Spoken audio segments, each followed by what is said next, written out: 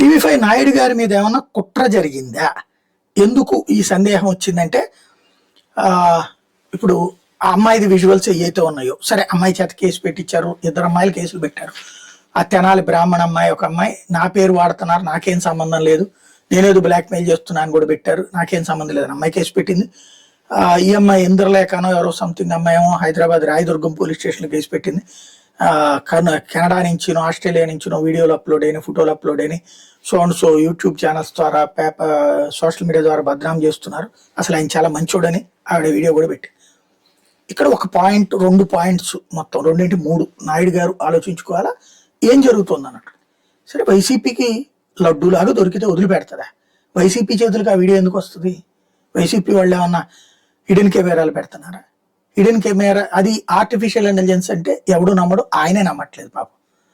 అందులో అక్కడక్కడ ఏఐ కలిపారన్నారు తప్పించి అంతా ఏఐ కాదన్నటువంటిది ఆయనే ఒప్పుకున్నారు. కాబట్టి ఎనఫ్, అది వదిలేసాడు. ఇక అక్కడికి ఎందుకు వెళ్ళారు? అది జగన్కి చెప్పారా, లేకపోతే సజ్జల గారికి చెప్తే ఆయన ఏమైనా కెమెరా ఇచ్చి పంపించారా? అది చూస్తుంటే ఆ ఇంట్లో వాళ్ళే తీశారు. అది ఆమె భర్త అన్నా తీయాలి, ఆమె అన్నా తీయాలి. ఆమె భర్త అక్కడ ఉండగా తీస్తుంటే నాయుడు గారు వెళ్ళి అట్లా హక్ చేసుకోగలుగుతారా? లేదు. పోనీ అది చూడడానికి అశ్లీలమేం కాదు, బట్టలోడ తీసుకుని చేసేదేం కాదు. అదేదో పెగ్గో ఏ అంటుంటారు కదా, ఈ జబర్దస్తుల్లో చాలాసార్లు, లేకపోతే ఆ డీలు ఆహాలో ఇటట్లో అట్లాగేదో చిన్న లైట్ కౌగిలింత. ఇది లైట్ కౌగిలింత కాదు, ఆ వయసులో ఉన్నప్పుడు కొంత వేరేగా కనిపిస్తుంది అది. అలాగని అశ్లీలం కాదు, కానీ ఇంటిమసీ ఎక్కువ ఉందన్నది తెలుస్తుంది. అది ఎవరు ఎక్స్పోజ్ చేయాలా? సదరు ఆ మహిళన్న ఎక్స్పోజ్ చేయాలి. అది ఎందుకు జరిగింది ఏంటన్నది తెలియాలి. లేదా వాళ్ళ ఇంట్లో వాళ్ళైనా సరే ఈయన వచ్చినప్పుడు ఇట్లా చేస్తున్నాడని తెలిసి చేసి అది ఎట్లాగో అర్ధజన్ మీడియా వెయ్యరు కదా, కాబట్టి వైసీపీకి ఇచ్చుకుని ఉండాలి. ఇది ఒక ఆస్పెక్ట్ కుట్ర, అది ఇంట్లో జరిగిన కుట్ర.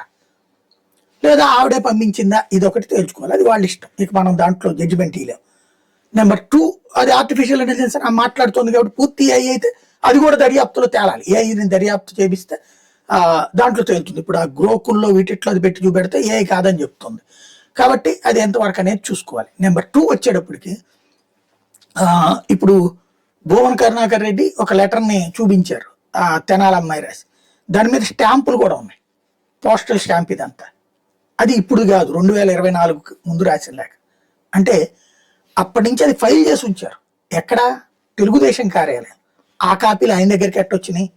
అర్ధరాత్రి పూట్ల ఉన్న తెలుగుదేశం కార్యాలయంలోకి వెళ్ళి టార్చ్ లైట్ వేసుకుని చూసుకుని దొంగతనం చేసి పట్టుకొచ్చాడా? ఖచ్చితంగా పార్టీ కార్యాలయం నుంచినే ఎవరో ఇవ్వాలి. అంటే నాయుడు గారిని దెబ్బ కొట్టడానికి ఎవరో ట్రై చేస్తున్నారు. ఆ కాగితాలు బొమ్మనకి వెళ్ళి అంటే బొమ్మన చెప్పడు కదా ఎవరిచ్చారు ఎవరిని అన్నటువంటిది, అదే ఆ పేపర్లు అన్నటువంటిది. ఇదేమి సినిమా కాదు, ఆ ఫైళ్ళు అక్కడ ఎక్కడ ఉన్నాయి ఎతుక్కుని తెచ్చుకోవడానికి. పోనీ ఒకవేళ ఎక్కడ ఉన్నాయో సోన్స్ అని వీళ్ళు తెప్పించడానికైనా అక్కడ ఉన్న మ్యాటర్ని ఎవరో ఆయనకి లీక్ చేసి ఉండాలి కదా. కాబట్టి ఇక్కడ సంథింగ్ ఏదో నడుస్తుంది. ఒకటి, ఆయన ఏదో కొంతమంది పాప రాధాకృష్ణ గారి పేరు చెబుతున్నారు. నాకు తెలిసి రాధాకృష్ణ గారు అట్లా పిచ్చి పనులు చేయరు, ఆయన చైర్మన్ కావడానికి ఇదేం కాదు. ఆయన రాజ్యసభ కోరుకుంటున్నారంటే తప్పు లేదు, అదేదో మాట్లాడుకోవచ్చు, అది వాళ్ళ ఇష్టం, దానికి సంబంధం. దానికోసం నాయుడు గారిని బద్నాం చేయక్కర్లేదు కదా. కాబట్టి ఏదో జరుగుతుంది, అది కుట్ర. ఒకసారి అది ఏంటో నాయుడు గారు ఆలోచించుకుంటే, స్థిమితంగా కూర్చొని ఆలోచించుకుంటే బెటర్.